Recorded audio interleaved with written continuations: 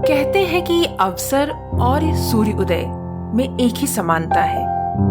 देर करने वाले इन्हें हमेशा खो देते हैं और ये जिंदगी हर किसी को एक ही अवसर भी देती है। महत्वपूर्ण ये है कि आप उस अवसर का कैसे इस्तेमाल करते हैं।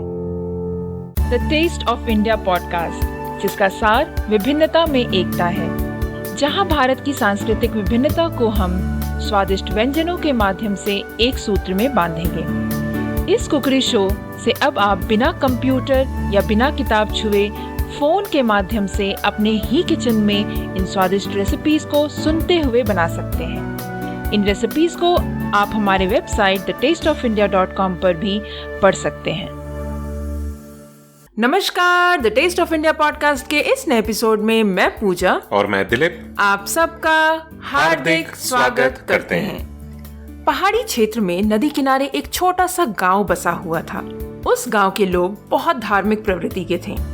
गांव के मध्य स्थित मंदिर में सभी गांव वाले दैनिक पूजा अर्चना करते थे।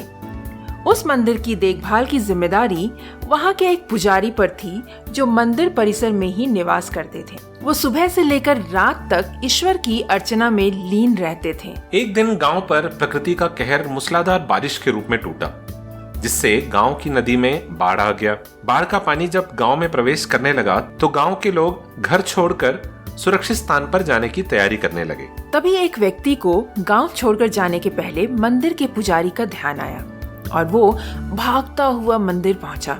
वहां पहुंचकर वो पुजारी से बोला, पंडित जी, बाढ़ का पानी हमारे घर पर घुसने लगा है। धीरे धीरे बढ़ते हुए वो मंदिर तक भी पहुंच जाएगा। यदि हमने गांव नहीं छोड़ा तो बाढ़ में हम बह जाएंगे। हम सभी सुरक्षित स्थान पर जा रहे हैं, चलिए आप भी हमारे साथ चलिए। लेकिन पंडित उस व्यक्ति के साथ जाने को राजी नहीं हुआ। वो बोला, मैं तुम लोगों जैसा नास्तिक नहीं हूँ। मुझे भगवान पर पूरा भरोसा है। पूरे जीवन मैंने उसकी आराधना ही तो की है। वो मुझे कुछ नहीं होने देगा। तुम लोगों को जाना है तो जाओ, मैं तो यहीं रहूंगा। पंडित जी की बात सुनकर वो व्यक्ति वापस चला गया। पंडित भगवान की प्रार्थना में फिर से लीन हो गया। कुछ ही देर में बाढ़ का पानी मंदिर तक पहुंच गया। बढ़ते बढ़ते वो पंडित के कमर तक पहुंच गया। ठीक उसी समय एक आदमी नाव लेकर वहां आया और पंडित से बोला, पंडित जी, मुझे गांव के एक आदमी ने बताया कि आप भी यहीं हैं। मैं आपको लेने आया हूँ, चलिए नाव पर बैठिए। पंडित जी ने फिर से वही बात नाव वाले से भी कहा जो उन्होंने पहले व्यक्ति से कहा था, और जाने से फिर से इनकार कर दिया। और फिर नाव लेकर आया व्यक्ति चला गया। कुछ देर में पानी मंदिर के छत तक पहुंच गया। भगवान को मदद के लिए याद करता हुआ पंडित मंदिर के सबसे ऊंचे शिखर पर जाकर खड़ा हो गया। तभी वहां एक सुरक्षा दल हेलीकॉप्टर से आया और पंडित जी को बचाने के लिए रस्सी फेंकी। लेकिन पंडित ने वही बात दोहराते हुए रस्सी पकड़ने से इनकार कर दिया। सुरक्षा दल का हेलीकॉप्टर दूसरों को बचाने के लिए आगे चला गया। अब बाढ़ का पानी मंदिर के शिखर तक पहुंच गया था। वहां खड़ा पंडित डूबने लगा था। डूबने के पहले वो भगवान से शिकायत करते हुए बोला, भगवान, मैंने पूरा जीवन तुझे समर्पित कर दिया। मैंने तुझ पर इतना विश्वास रखा, पर फिर भी तुम मुझे बचाने नहीं आए। पंडित जी की शिकायत सुन भगवान प्रकट हुए और बोले, अरे मूर्ख, मैं 3 बार तुझे बचाने आया था। पहली बार मैं भागते हुए तुम्हारे पास आया और गांव वालों के साथ गांव छोड़कर चलने कहता रहा। फिर मैं नाव लेकर आया और अंत में हेलीकॉप्टर। अब इसमें मेरी क्या गलती है कि तूने मुझे पहचाना नहीं? पंडित को अपनी गलती समझ आ गई थी, लेकिन तब तक बहुत देर हो चुकी थी। जीवन में अवसर बिना बताए दस्तक देते हैं। हम उन्हें पहचान नहीं पाते और जीवन भर शिकायत करते रहते हैं कि अच्छा और सफल जीवन जीने के हमें अवसर ही प्राप्त नहीं हुए। इसीलिए अवसर किसी भी रूप में सामने आए, उसे अपने हाथ से जाने न दे, उसे तुरंत पकड़ लें, क्योंकि क्या पता वही अवसर आपको आपके उस मकाम तक पहुंचा दे जहां आप जाना चाहते हैं। तो इसी बात पर हम बढ़ते हैं आज के हमारे रेसिपी पे और जानते हैं कि आज हम क्या बनाने वाले हैं। राइट दिलीप। तो दोस्तों, आई होप कि आपको हमारी आज की स्टोरी बहुत अच्छी लगी होगी, और अगर अच्छी लगी तो हमें बताना ना भूलें। तो चलिए हम बनाते हैं आज इसी बात पर मखाने के खीर की रेसिपी। जी हाँ दोस्तों, क्योंकि त्योहार का मौसम है, एक के बाद एक फेस्टिवल्स आ रहे हैं, तो क्यों ना हमने सोचा कि इस फेस्टिवल के बहाने ही सही हम मखाने की खीर ही बना लेते हैं। तो चलिए देखते हैं, फटाफट से लिखते हैं आज की रेसिपी में हम किन किन चीज़ों को यूज़ करने वाले हैं। तो हमें मखाना खीर बनाने के लिए हमें चाहिए होंगे मखाना 2 कप, बॉइल्ड मिल्क 1 लीटर, चीनी 1/4 कप, बादाम 1 टेबलस्पून जिसको हम फाइनली चॉप कर लेंगे या फिर लंबा लंबा काट लेंगे पतला पतला, कैश्यू 1 टेबलस्पून फाइनली चॉप किया हुआ, किशमिश 1 टेबलस्पून, इलायची पाउडर 1/2 टीस्पून और घी 2 teaspoon. So let us quickly look at the ingredients for today's recipe. We are going to make makhana kheer, which is a good festive recipe considering that there are a lot of festivals that are lined up for the next couple of months. So first of all, we'll need makhana, which is about 2 cups, boiled milk 1 liter, sugar 1/4 cup, almond 1 tablespoon finely chopped, cashew 1 tablespoon finely chopped, raisin 1 tablespoon, cardamom powder 1/2 teaspoon, ghee 2 teaspoon। तो आइए देखते हैं कि इस साधारण सी आसान सी recipe को बनाते कैसे हैं। इस रेसिपी को बनाने के लिए सबसे पहले हम एक कढ़ाई में घी गरम करेंगे। 1 टीस्पून घी डालेंगे सबसे पहले, और उसमें हमने जो चॉप किया हुआ बादाम और काजू है उसे हम रोस्ट करेंगे। हम इसे तब तक रोस्ट करेंगे जब तक कि वो थोड़ा सा गोल्डन ब्राउन कलर ना आ जाए, और जब हम देखेंगे कि काजू जो है गोल्डन ब्राउन होने लग गया है तभी हम इसमें डालेंगे किशमिश, और हम फिर से इसे रोस्ट करेंगे तब तक जब तक कि किशमिश जो है, आपने देखा होगा जब आप उसे रोस्ट करते हैं तो पल्पी सा हो जाता है, तो उससे पहले ही हम इसे निकाल लेंगे। उसके बाद सेम कढ़ाई में हम फिर से डालेंगे 1 टीस्पून घी, और फिर उसमें डालेंगे हम मखाना, जो 2 कप हमने मखाना आपको बताया वो डालेंगे।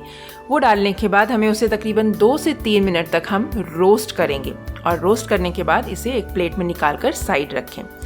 और हमें लेना है उसके बाद मिक्सर ग्राइंडर, जिसमें कि हमें 1.5 कप रोस्टेड मखाना डालना है और उसे हम कोर्सली ग्राइंड कर लेंगे। यहाँ पर आप चाहे तो 1:1 का रेशियो, या फिर जैसे भी आपको अगर लगता है कि आधा कप आपको डालना है सिर्फ कोर्सली ग्राउंड पाउडर, तो आप वैसे भी कर सकते हैं। तो यहाँ पर मैंने क्या किया है कि 1.5 कप रोस्टेड मखाना को कोर्सली ग्राइंड कर लिया है, और बचे हुए आधे कप को मैंने ऐसे ही खीर में डाला है। और उसके बाद हमें एक काम करना है कि मखाना जब आपका रोस्ट हो जाता है उसको आप कोर्सली ग्राइंड कर लेते हैं, तो उसे हम एक प्लेट में रख देंगे। उसके बाद सेम पैन में हम दूध डालेंगे। जी हाँ, यहाँ पर हमें 1 लीटर दूध डालना है और उसे अच्छे से बॉईल करना है। और उसके बाद हम इसमें डालेंगे मखाना जिसको हमने कोर्सली ग्राइंड किया है, और साथ ही साथ साबुत मखाना भी हम एक ही साथ डाल देंगे। और इसके बाद हम इसे बॉईल करेंगे तकरीबन 5 मिनट तक। और उसके बाद जब हम देखेंगे कि मखाना जो है पक गया है, बिल्कुल कुक हो गया अच्छे तरीके से, तब हम इसमें डालेंगे ड्राई फ्रूट्स चॉप किए हुए, और उसके बाद हम फिर से इसे बॉईल होने देंगे कुछ मिनटों तक। और बॉईल करने के बाद बारी है डालने की चीनी और ग्रीन कार्डेमम्स यानी कि इलायची पाउडर, और ये डालने के बाद भी हमें इसे 2 से 3 मिनट तक फिर से पकाना है। और बस हो गया हमारा मखाने की खीर तैयार। इसे आप फिर से थोड़े से और ड्राई फ्रूट्स आपको चाहिए तो गार्निश करके इसे आप गरम या ठंडा परोस सकते हैं। So on to the method of preparation. First of all, heat 1 teaspoon ghee in a pan, then add chopped almond and chopped cashew and roast them nicely. Once you see that the cashews and almonds are slightly golden brown in color, add raisins to it.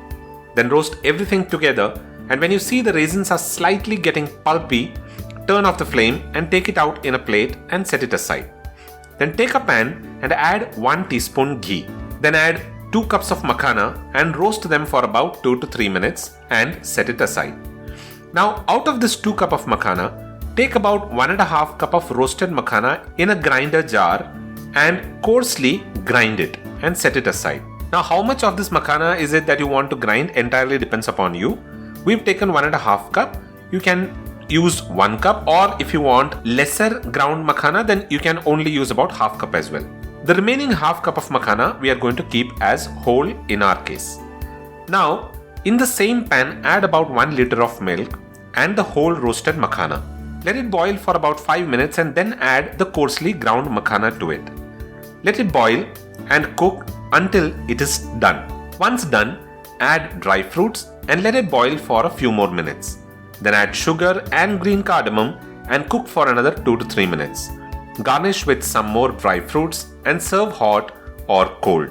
तो दोस्तों, कैसी लगी आज की ये recipe? मैं आपको जाने से पहले बता दूं कि मखाने की खीर अगर बहुत ज़्यादा गाढ़ी हो जाती है और परोसने से पहले टाइट हो जाता है, तब आप इसके लिए एक काम कर सकते हैं कि थोड़ा एक्स्ट्रा दूध जो है गर्म करके ठंडा करके रख दें, ताकि जब आप सर्व करें जिस टाइम पे उसमें थोड़े से दूध को मिलाकर उसके जो कंसिस्टेंसी है वो आप ठीक कर लें।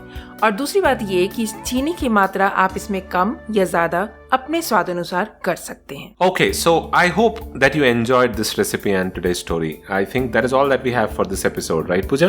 That's all the love for today. So, if you like this recipe, do visit thetasteofindia.com for a step-by-step recipe process and a printable recipe card. And don't forget to download your copy of the Kids Recipe Cookbook from The Taste of India.